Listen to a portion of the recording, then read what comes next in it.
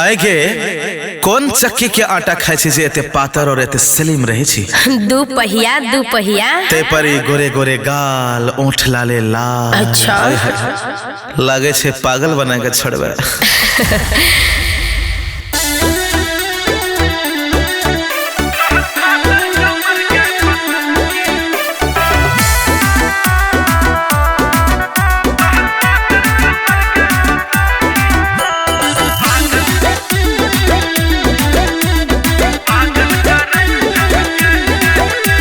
जहिया से हम जवान भेलिए छड़ा सबके चक्कर में हैंग भेलिए।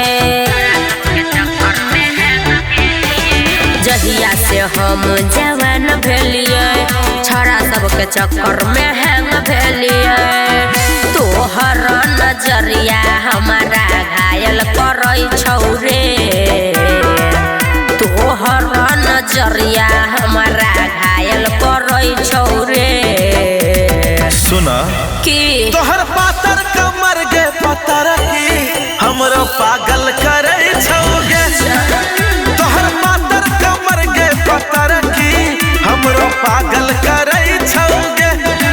अच्छा बच के रही है।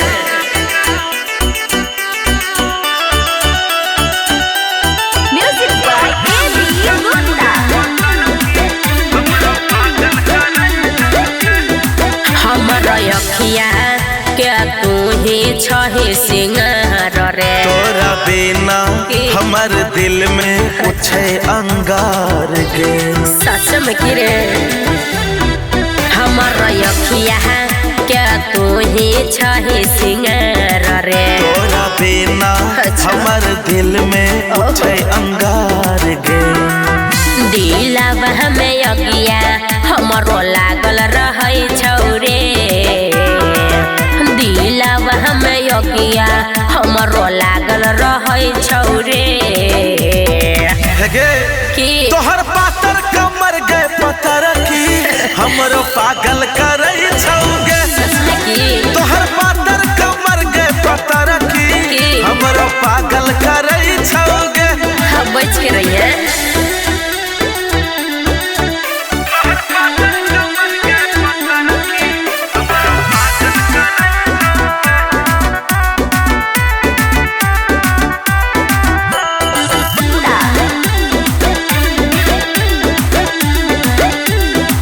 दिल का पिंजरा में तू कॉल है हमारा बंदर।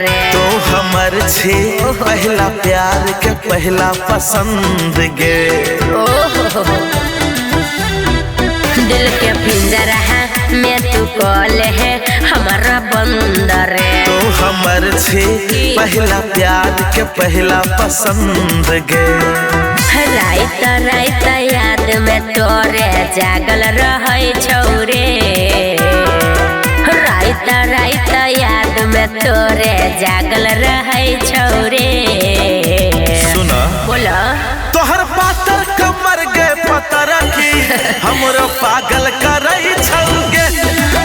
तोहर पातर कमर गे पतर की हमरो पागल करे छौगे। सच यो आगे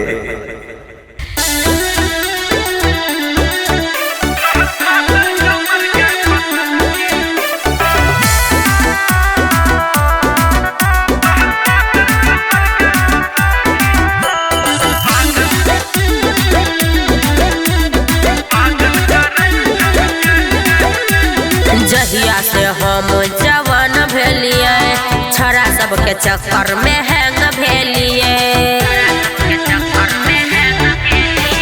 जहिया से हम जवान भेलिए छड़ा सबके चक्कर में हैंग भेलिए। तोहर नजरिया हमारा घायल करई छौरे। तोहर नजरिया हमारा घायल करई छौरे। सुना कि तोहर पातर कमर गे पतर की हमरो पागल करे छौगे। तोहर पातर कमर गे पतर की हमरो पागल करे छौगे। अच्छा बच के रही है।